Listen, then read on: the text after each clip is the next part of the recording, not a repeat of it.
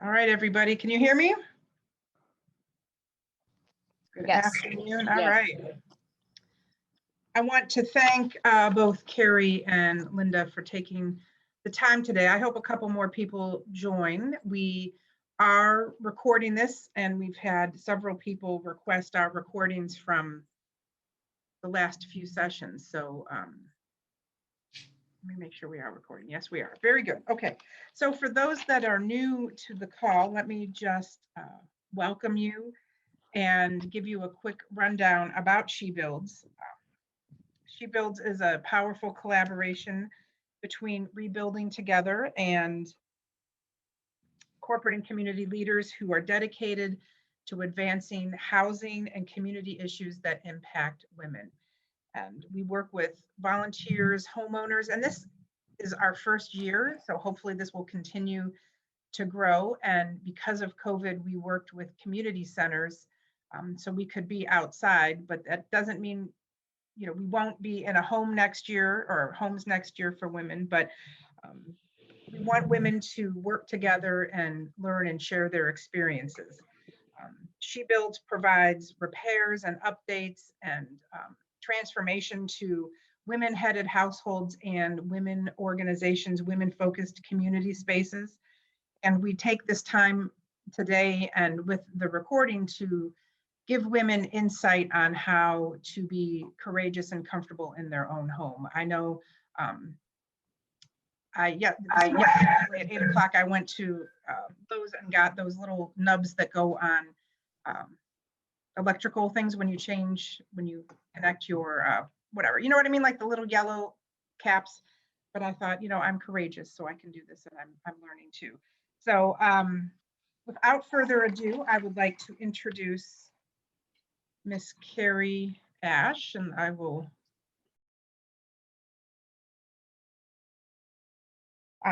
Ms. Carrie Ash has been in the construction industry since 2001, and you look kind of young for that, I think.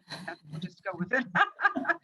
And she joined Gilbane Construction and Gilbane Building in 2016. Her construction portfolio includes K through 12, higher education, residential, information technology, and public safety projects throughout Northeast Ohio.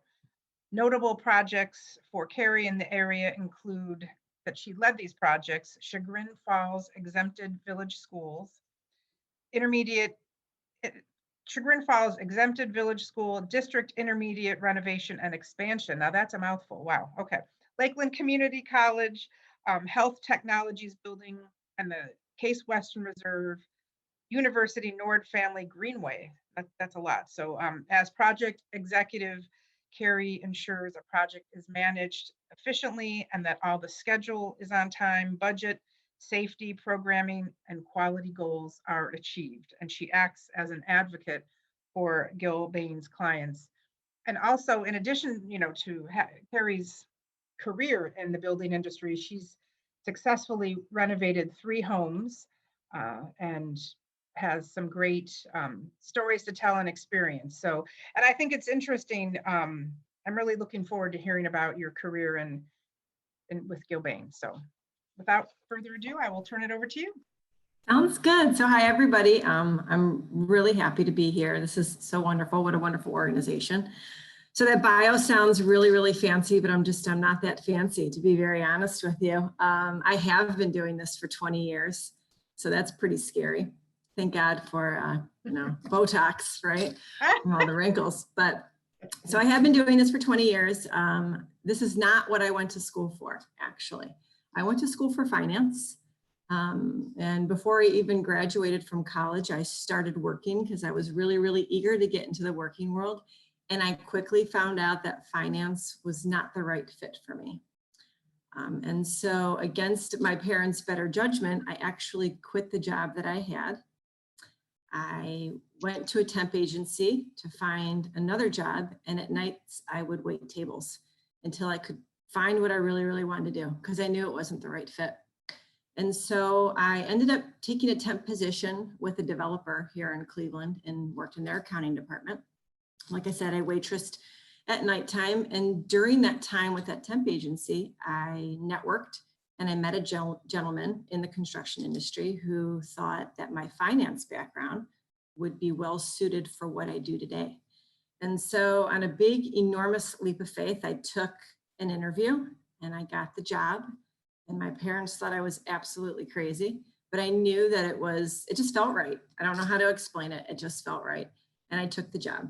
So at that time, you know, for about 7 years with that company, I just listened, really, truly. I just went to the table and listened, because while I grew up from a blue collar family, my mother was a stay-at-home mom and my dad was a plumber. I didn't know a ton. You know, I'm not like the majority of the people in my industry who have engineering degrees or construction management degrees. I actually think in my business unit, I'm the only person with a finance degree, to be honest with you. And so I knew I had a lot of learning to do. And so when I went to the table, I just listened and I made sure that I partnered with experienced, seasoned professionals to learn as quickly as I could. And I did just that. And I've moved up over the past 20 years, and I'm now an executive with the firm that I'm at now. You know, and I'm not sure how my love for home construction, where that came from, but when I was, late 20s, it was time for me to get out of my house. And I did not come from a privileged background, but I thought I need to figure out how to get my own home. So I literally went to one of the coin machines in Giant Eagle and took the change that I had, put it in the change machine, and put my first down payment on a house. It was a very, very little amount of money, but I was proud of it. I bought it on my own. And my now husband was my boyfriend at the time. We moved in together and we said, we're going to remodel this. So that was our first home that we remodeled. We lived there for about, I want to say about 7 years. And then during that time, you know, as we both, my husband owns his own business and I was working, we ended up buying a small little fishing cottage up in New York on the lake, and we renovated that together as well. That one had a lot of sweat equity between the two of us. So we did that together on the weekends. And then as soon as we finished our first home together, my husband said, I think it's time to move. And I said, okay. I wasn't ready for this because we had just settled into a renovated home, and I was really, really proud of the home. That was my first home purchase. But he found an old century home in Chardon. It's actually where I grew up. At the time, I was living in South Euclid. And I loved South Euclid very, very much. But I did grow up in Chardon as well as my husband. And I loved the thought of renovating a century home. So we dove in, we did it, and we've been there now 5 years. Actually, it's paralleled. As soon as I took the job with Gilbane, that was exactly when we closed on our house in Chardon. So I embarked on actually two, you know, different things, one being with a different company and two, renovating our home. So we've been renovating it now for 5 years. Even being in the industry, I learn so much every single day. On this home that I'm working on, I'm not doing the work particularly, but I am contracting it out to contractors. So understanding, you know, how to negotiate terms of an agreement, you know, to not be fearful of asking questions. You know, I do this for a living and I still have to work through that on a personal level, right? So it's been very, very interesting not performing it on my own and actually having to negotiate that work. But we are just about done. We've moved down to the first floor and on our exterior, and hopefully, fingers crossed, we'll be done within the next 2 years. I'd probably say that the biggest lesson for me from doing this on my own, from actually doing the actual work to contracting with people, is that it's most important to be your own advocate. I think a lot of times we're all very shy to ask questions or actually stand up for the things that we want when we are either negotiating or contracting with somebody. And I think that when I've done that, I've seen the best results, right? And when I haven't done that, I've kind of kicked myself and said, you know better, you should have done this differently. So that's been my biggest lesson learned is, just to keep on being your own best advocate. Carrie, I have some pictures of your home I'm going to pull up and share. Oh, sure, you can do that. Because they're really beautiful, and if you want, can you see them? Yeah, so the one on the left is when we started. The home is about 110 years old, and we resided it, new windows, new porch, new steps. And all of the work that we did, while I didn't do the sweat equity myself, I did do all the design work myself. If you want to go to the next picture. And I just had a quick question. So those windows up on like the third floor, what did you do with those? Because those look like leaded glass, or they're in my basement. Did you want them? No. Well, that's no. They're beautiful. No, they're beautiful windows. They're absolutely gorgeous. I wanted to keep them, but the problem is, as I'm sure a lot of you know, the air leakage. Because it's such an old house, we didn't have insulated walls, as well as the windows were deteriorated. So the home wasn't staying cool in the summer, and it wasn't staying warm in the winter. So we ended up going with brand new windows. All right, that makes sense. Okay, so here we go, the third floor. So this was our third floor. The far picture on the left, this was actually uninhabitable space, which simply means there wasn't any HVAC up there. So there was no heating, air conditioning, there wasn't any plumbing. It was literally just an attic like you would see in any old home. And we knew we had the ceiling height to work with in there. And my husband owns his own business. So we thought, what a perfect place to make his office. The reason why I showed you the picture in the middle is, again, when I talk about being your best advocate, I had met with a contractor. That ceiling is actually the floor from the original attic. And I didn't want to waste those materials. One, from a cost standpoint, and two, from a historical standpoint. And so I said, I really want to take this floor, salvage it, and put it on the ceiling. And I had a contractor say, nah, you can't do that. And I said, no, but I can. I know somebody will say yes. And so, they didn't want to do it because it was hard. Right. But it was important to me, and I knew it could be done. So I went to another contractor, and he said, absolutely, you can do that. And again, it's just believe in your mission, and don't take your first no for an answer. Now, if I would have gotten 6 no's, I would have listened to them eventually, but I didn't. So so that's right now our third floor. Very nice. Okay. So this is our laundry room. It is on the second floor. Again, this is a really, really small space. It required a lot of thinking, like spatial planning. When I say we hired all the work out, that's actually not true. My husband ran all of the electrical, and he also did all of the demo and all of the rough framing, which helped out because I did the design. So at least we were able to work together to that end. That kind of helped out. But yeah, we turned that into our laundry room. Is that like a little foyer area, or?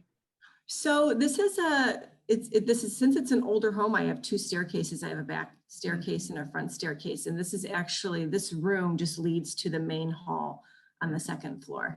So when we were working on it, we kind of wanted it to feel, up to date now, but kind of have a throwback to the past. So there's a little bit of a mix of history and some contemporary design.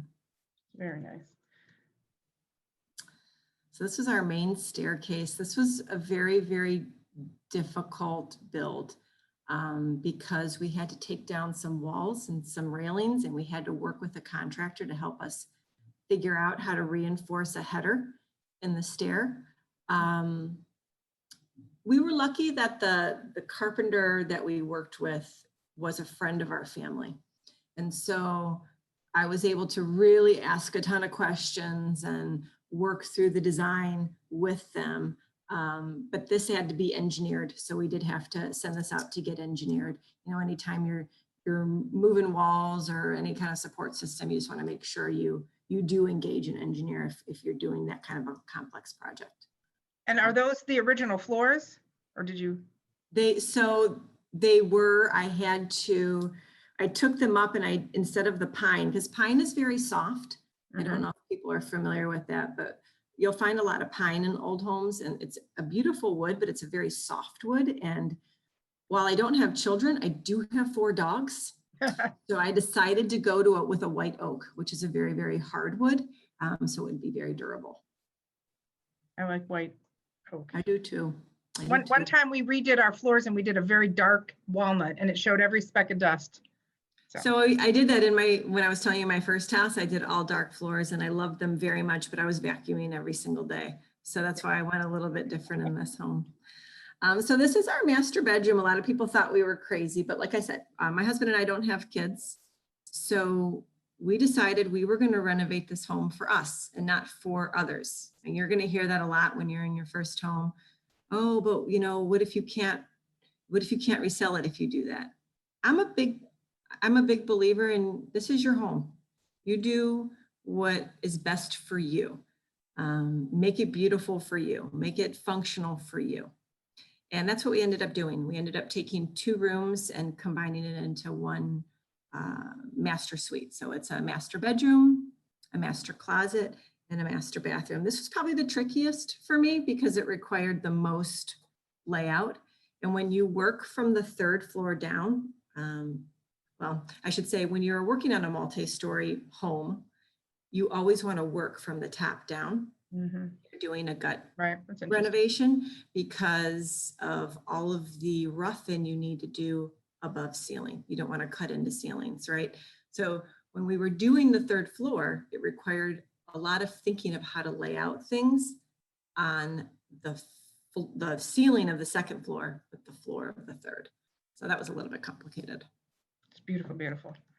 Thank you. Just more pictures of, that's the master suite. And so again, you replaced these floors or you made them lighter? I replaced all the floors.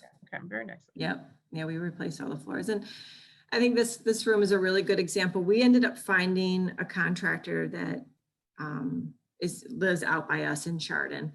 And I've just stuck with him through the whole entire build.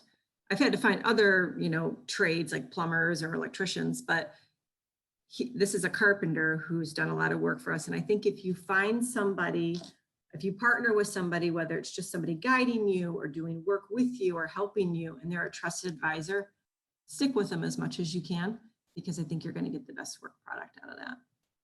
When it's hard to find good.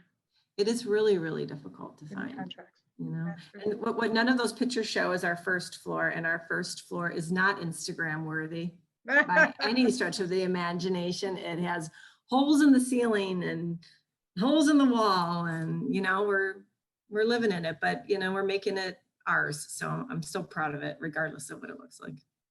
Well, it's beautiful. Thank you. Yeah, beautiful. And somebody asked in the chat, where did you get the inspiration from your design?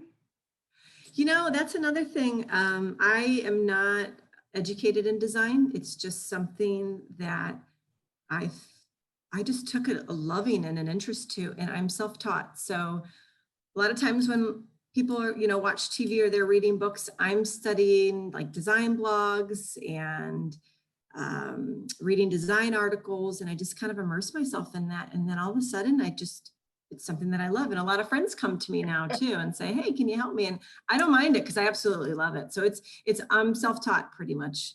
It was a hobby that I ended up making into a really big hobby. A big hobby, that's for sure. That's good. Any other questions or comments? And you're still married. That's, how they say, build a house, lose a spouse. So. That's actually true. I mean, it's challenging.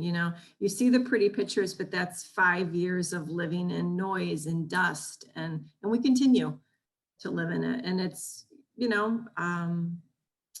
finances and nothing is ever perfect, right? You always have challenges. Actually, today, we had a tree taken down at our house about 4 months ago, and the contractor had insurance, but his crane fell over on my garage.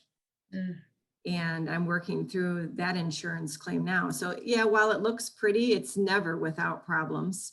And you're right, you just gotta kind of, if you're into a renovation, just double down and be ready for it, because it's not simple, but if you're in for it, it's very rewarding. And I loved hearing about your career as well. So I It's think a been lot of people don't know what type, different careers that are out there. So Yeah, I sure did. And I wish, I always say, I think when you're in your 20s, how do you know what you wanted? I didn't know what I wanted to do with the rest of my life. I'm happy that I ended up going down a different path because I felt really fulfilled and I love my job. So any advice for women that want to go into, a male dominated career? My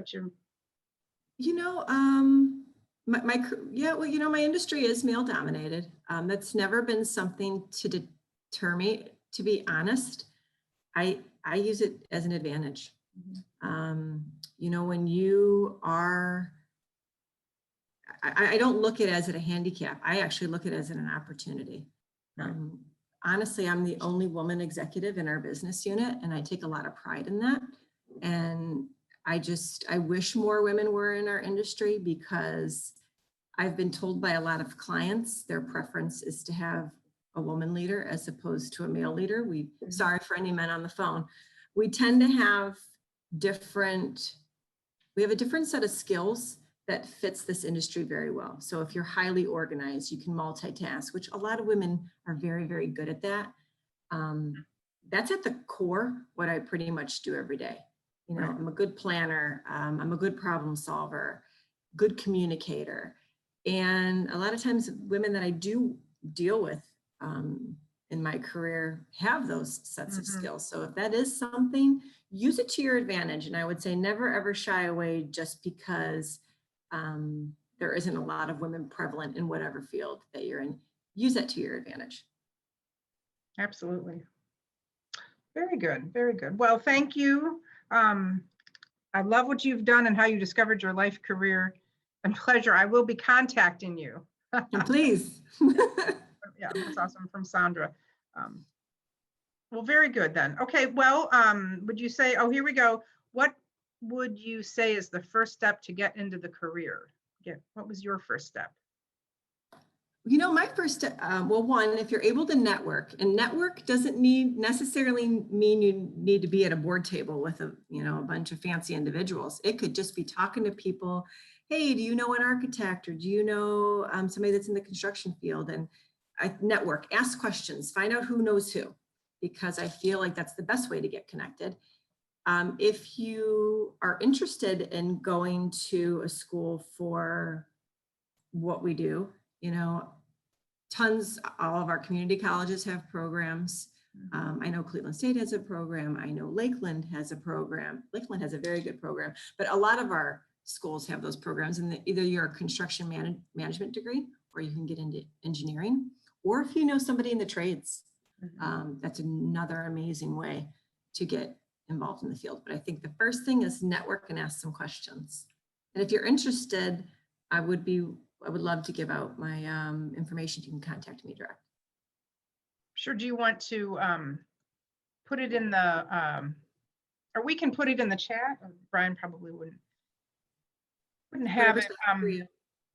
If somebody wants me to send their Carrie's information, please ping us in the chat, and we'll make sure we make that happen. Absolutely. Well, thank you again. All right, so we appreciate your time, Carrie. We really do. Well, thank you for having me. Yeah, absolutely. It's so interesting how. And we would love to see you at our event in September that we are soon going to pick a date. We were sort of waiting, for COVID to really be in the rearview mirror when we can plan a date that's we're, for sure going to have. So you can count me in. Okay, good. All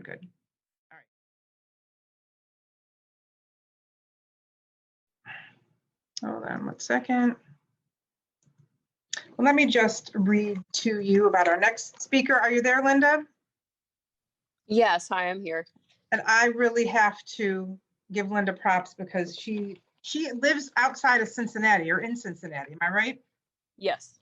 And so that's a testament to how hard it is to find a female plumber in the trade. So let me tell the group a little bit about LH Plumbing Services. And Linda's the owner of that. It was established in 2010 by Linda, who is a master plumber in the state of Ohio with, I think you said 14 years experience now? Yes. 14 years experience. Okay. In commercial, residential, and industrial plumbing, LH Plumbing Services is locally owned and operated. And Linda's goal is to make sure she can build long-time relationships with customers with good quality craftsmanship. And she also serves on she was actually up in Cleveland and she had attended, she's the VP of an organization, it's the PHCC, if I'm right. So Plumbing, Heating, Cooling Contractors Association. Contract Association. Yep. So she's the VP for the state of Ohio, which is very cool. And she was up here presenting. Oh, there you are. Hello. Hi. So I appreciate, she really, I'm grateful for her time. So I'm going to flip to, our goal for this session is to help everybody feel comfortable and know what you need to know about plumbing in your own home. So let me see, we have a little slide presentation here. So if you want to go ahead and talk a little bit about, before we get into that, about how you got started. Okay. It was an interesting, just like Carrie, not, like I said, not an easy career maybe, or not something that many women choose. So go ahead. Yeah. So I actually I had a scholarship to go to Ohio State, and I was going to pursue agricultural studies. And my dad still owns a company, but doesn't have employees now. He had a number of guys and would do commercial plumbing at the time. And I worked with him the summer of my senior year and decided that I'd rather do that. So didn't go to OSU for agriculture, but I did go to Miami University and I got a business degree at night while I worked for him. And I worked for him for about 5 years, and then I went off on my own. I guess the reasons why I decided to become a plumber, it's a very, very stable trade. And it's something that's always going to be needed, at least in the type of society we're used to living in right now. I find it very satisfying to work with my hands and to be able to provide a customer with a tangible product that they can see. And most importantly, that's super necessary for their health and well-being. Without us, you don't get clean water, sanitation, medical gas in hospitals. There's a million different reasons why it's so important. So, yep. And then what have your challenges been being in similar to Carrie, again, in a male dominated industry? I mean, you get the occasional, maybe sexual innuendo that's thrown your way, especially working out in the field alongside them, especially in the beginning when I was on more new construction jobs and you're around, 15 to 40 different contractors in a day. And a lot of times they might feel that they can say things that they really can't say. But I will say, for the most part, my experience with most men is very positive. Now that owning my own company, and even prior to that, I had a lot of positive response from other plumbers, whether they were employees or owners, and they think it's really neat. More importantly than my gender is just the fact that I'm able to do quality work. I think the majority of people are more concerned about the quality of your craftsmanship versus your gender. I mean, honestly, I care less what gender someone is, as long as they're able to do their job properly. And I think most people feel the same way. Absolutely. Absolutely. Any questions for Linda before we jump in? All right. So let me share the screen and hopefully it will work for me. Okay, so get to know your water main and learning how to deal with clogged drains. Both of those are super important. I will say, in everything we're going to discuss today, there are times, many times, where you do need to call a professional, and I'll go over why. But a lot of times, let me take this sticker off really quick. I've got some some parts with me. So let me see if I can. Okay, so this is the type of a ball valve right here. Okay, a lot of times your incoming water supply will have one of these on them, or they'll have a valve like this. This type of handle is called a gate valve. This particular one is a flare valve. As far as repairing those valves go, sometimes they can't be repaired, and you will need to call a professional if something's wrong with them. But as far as shutting them off goes, let's see if I can set my camera up here so you can see. We're in my shop currently, by the way. So this is a ball valve. This is in the off position. You can tell because the handle is cutting the line of flow, if that makes sense. Okay, this is in the on position. Some of you will have these in your home in maybe this size, 1/2 inch or 3/4. Some people have bigger ones, but all you have to do to shut this off is to turn it to where it's cutting the line of flow. In that position, it is off. If water still bleeds through it at this point, the valve is shot and needs to be replaced. A gate valve like this is, you've all heard righty tighty, lefty loosey. Okay, you turn it clockwise to the right and it will shut the valve off, and left will open it back up. I'm gonna see, I don't know if you can see inside there, maybe a little bit. So there's actually a rubber washer and a plunger that's attached to this handle. As you turn it clockwise, the plunger pushes down against the bottom of the valve, cutting off the flow of water. That's how these work. Actually, these can be worked on, but to do that, obviously, you would have to shut off the water at the street, or if you live in an apartment complex, your landlord might have to shut off. Again, that would be their responsibility. But depending on where you live and what type of home it is, don't ever try to remove one of these unless the city or municipality has shut the water off on their supply side. Else, you're going to flood your house. So valves like that need repaired sometimes are going to be, you might not possess the tools you need to do that.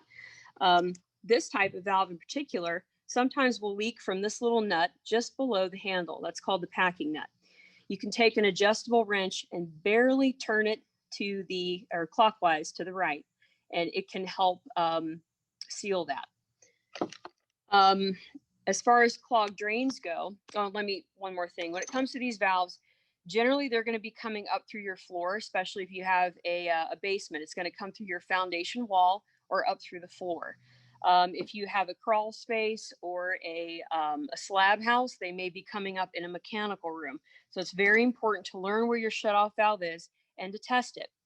If it doesn't work or it's really hard to turn, you can try to turn one of these with a wrench, but you may break the handle off. So again, that may be a time to call in a professional to work on that.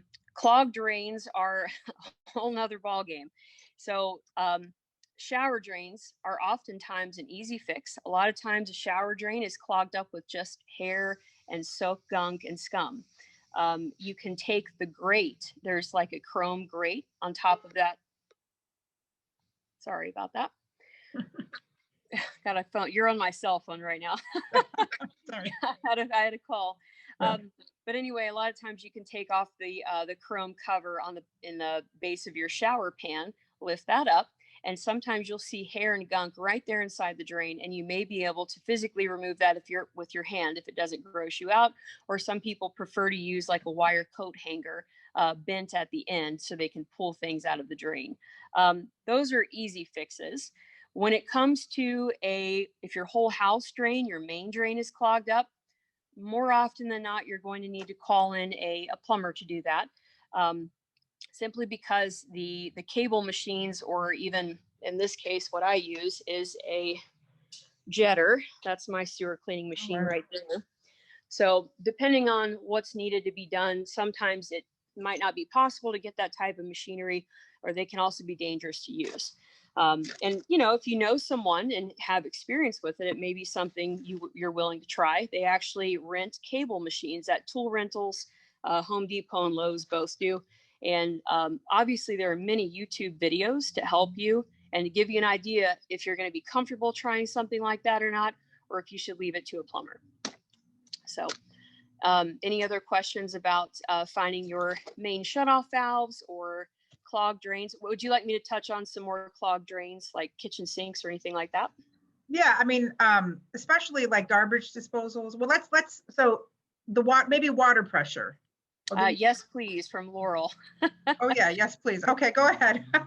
Yeah, you got to forgive me. There's a lot of different aspects of plumbing. I could talk all day about. I know, these. yeah. So let's go with kitchen drains because that's a very common call that I get. First of all, ladies, I know you claim you don't put grease down your sink. Most of you do. Most of us do. So what you can do to stop that is take your plate and completely wipe it off into the garbage can. I know we'll touch on garbage disposals here in a minute, but grease, even little tiny bits of it, oils and fats, can build up and coagulate inside the drain lines, and it basically forms big white chunks and it hardens, and it's even difficult sometimes for me to remove with my machinery depending on how much of the drain is clogged with it. So the best thing you can do is be proactive. They do rent small cable machines, and you can try to clean out those drains yourself.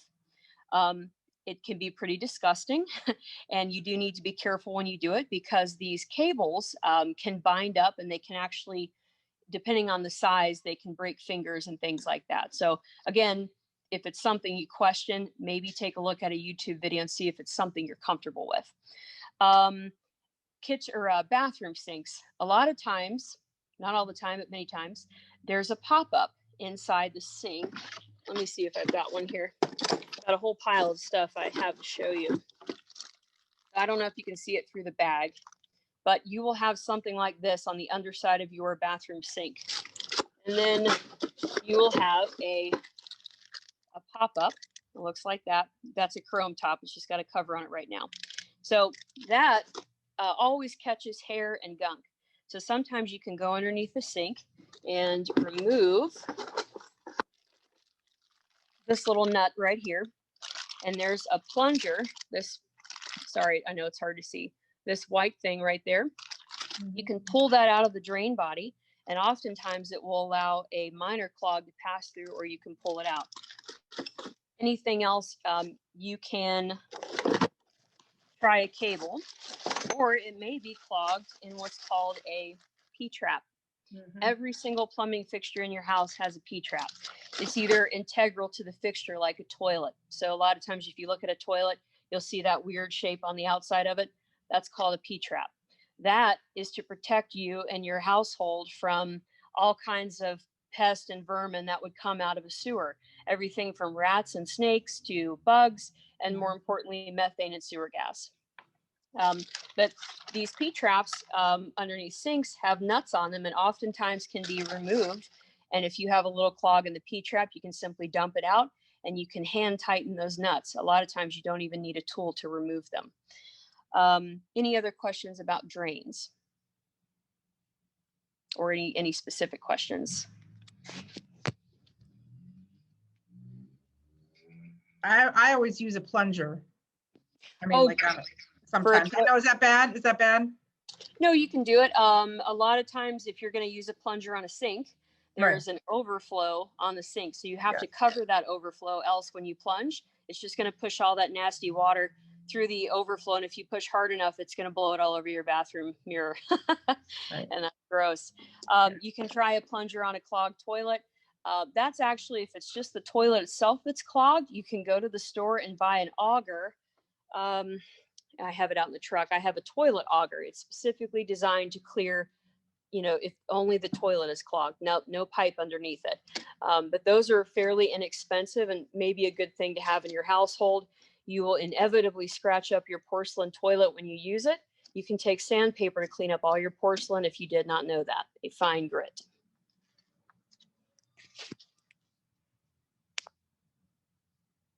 Were you talking, Pam? How do you spell auger? Like when you say an auger, like how do you spell that? A-U-G-E-R. Okay. So like a toilet auger. They also make what you could call, some people refer to a drain snake as a smaller one as a hand auger. I might have one that's not in the truck. I believe Laurel just asked about liquid plumber. Oh yeah. Honestly, I've never found it to be helpful unless it's such a small clog.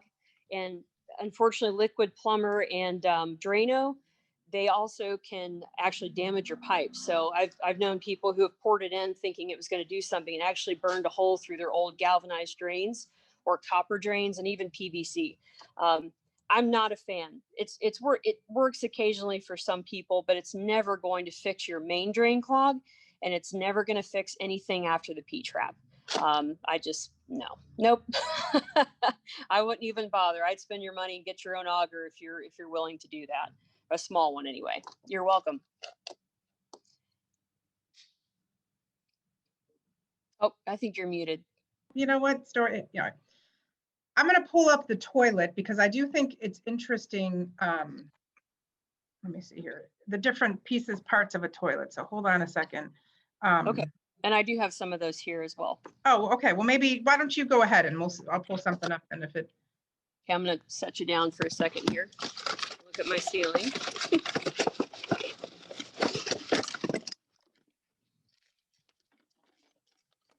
Okay, so let's start with the beginning.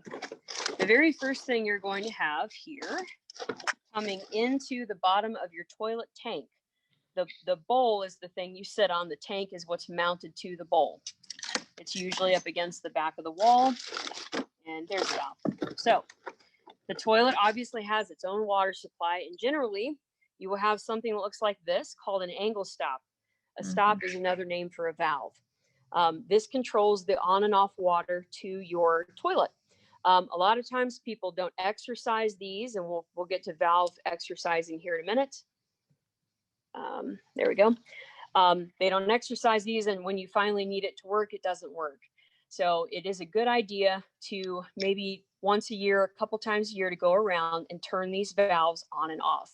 That will prevent you some heartache in the future and having to pay a plumber more money to do it, or just more work for yourself if you're adventurous enough to do it yourself. But anyway, this will turn the water on and off to the toilet. Mounted on top of that is a supply line of some kind. They might be a plastic poly line, they might be a solid copper line, or they could be something like this, which is a braided supply line. These are very common now. There's a particular type that goes on to plastic piping. It's a CPVC integral supply line and shutoff valve. If that fails, I highly suggest not trying to fix that one yourself and call a plumber, because just trust me on that one. You can break the pipe back in the wall and you'll be pretty upset about it. But anyway, after the water travels through the valve and through the supply line, this is what's inside, or a form of these is inside your toilet tank. This is called a fill valve. As the water rises, it lifts this float here. Can you guys see me? No. Okay, hold on. I'm just feeling bad that I'm okay. Okay. Still nothing? No, you're fine. We see you. We see you. Oh, okay.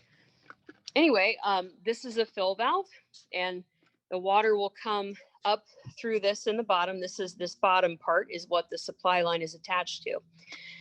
It will enter the tank, come out of the fill valve itself and fill up your tank. And then this little floppy guy, that's your fill tube, or I'm sorry, it's the water line to the fill tube. This will supply water to your bowl, okay? Now, as the water in the tank fills up, this float will go up, and depending on where you have this stopped at, it'll stop the water in the tank, and it has a preset stop point. It also has an anti-siphon device on the top, so it can never suck water from your toilet tank back into the main water supply. That's called backflow prevention, by the way. After it comes into the tank, you're going to, push your handle down, and you'll have something like this called a flush valve. So this one in particular has a flapper on it. And this chain is usually it's attached to a handle of some kind. And when you lift that handle or push down on it, it will lift up the flapper and allow water to go down into the bowl itself. As the tank is mounted to the bowl, the water will travel downward into the bowl and give you your flush. Once in a while, if you think you have a clogged toilet, sometimes it's simply because you have a poor flush coming from an improperly adjusted chain. You want that chain attached to the handle as taut as possible. without causing it to leak. If your toilet is running per se, and you seem to see water coming into the bowl constantly, you more than likely have a bad flapper. These are very, very easy to replace and very cheap to replace. As you can see, it's just mounted on the side with these tabs and can be easily pulled off. See, right there. Sorry, I'm doing it one-handed. See, and then you just get a new one and put it on top. Some toilets can use a universal flapper. Some require a specific size. That's something you'll have to look at on your toilet. Maybe take a measuring tape, which is definitely something you should have in your house, along with some other tools I'll show you. And then when you go to buy a new one, it'll be much easier for whoever's helping you or for you to find it yourself. Any other questions about toilets? Am I boring you to death yet? Not at all. So I have a question. This is Heather, loving all of this. Hi, Heather. How do you know it's time to get a new toilet? So on my mom's toilet, when I go over to clean it, sometimes it'll be black stuff around the rim on the inside of it. Like, what causes that? It can be mold buildup. There are parts of the toilet that aren't exactly the easiest to clean. So in the top of I should say just on the underside of the bowl, let me just show you my toilet. And I haven't used it in a while, so it's going to be pretty gross. I actually don't even want to show it to you. Let me see if I've got a different one. Bear with me 1 second.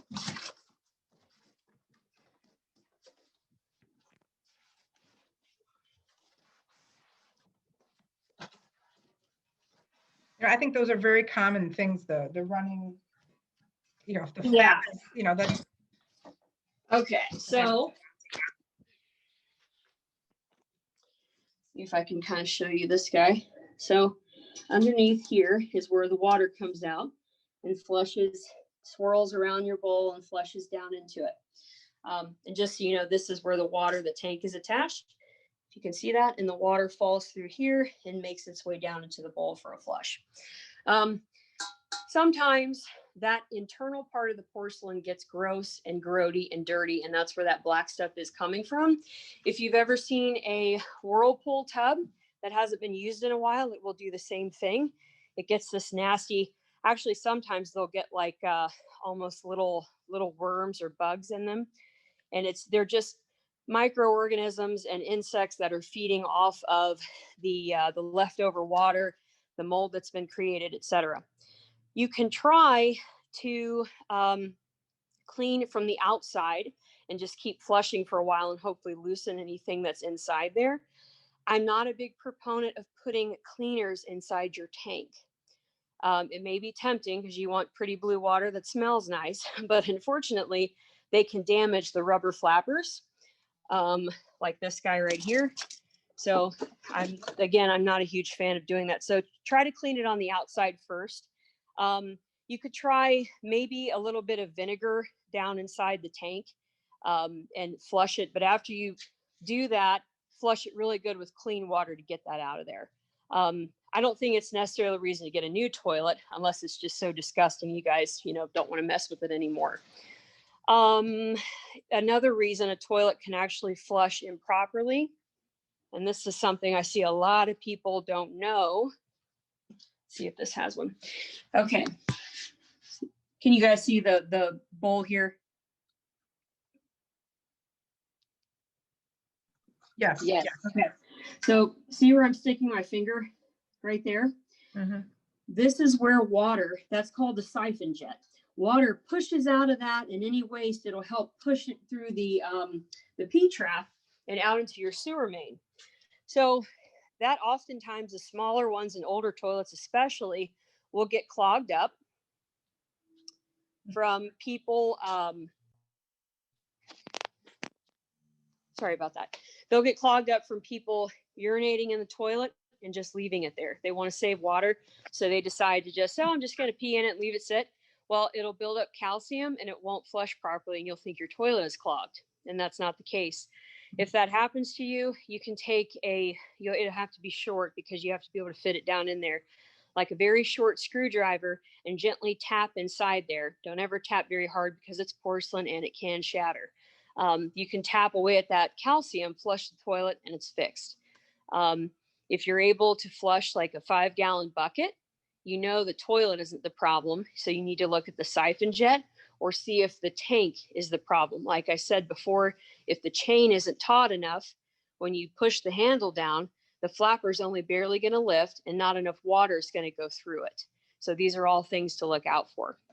Any other questions?